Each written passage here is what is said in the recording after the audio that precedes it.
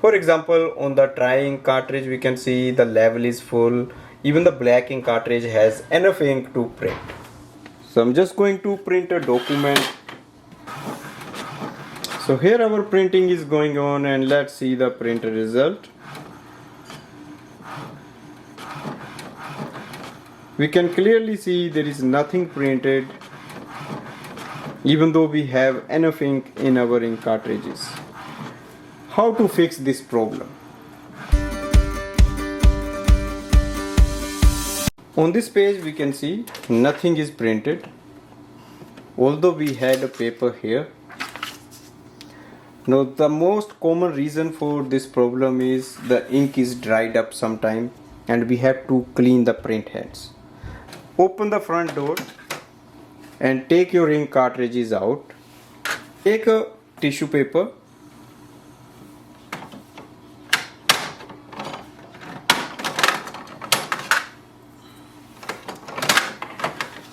Now take your ink cartridge and have a look. We can see here, if we move our finger, we can't see any ink coming out properly. Now on this tissue paper we can just rub it like this. We cannot see ink coming out. That means the print head is dried up. If we take a look at the black, so here we can see the black ink cartridge is working, but it wasn't printing anything.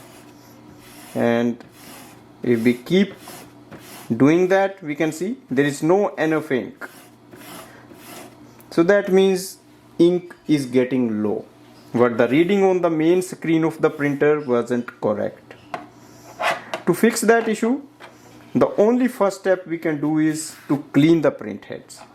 Now there are options in the printer, we can do that, but sometimes that doesn't work. And to increase the effect, to make the print head clean, we can use the tissue paper, spray some water and try to rub it like this. If you see the lines coming, that means your printer may work.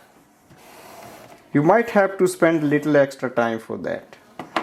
In the same way we can do it for the black ink cartridge.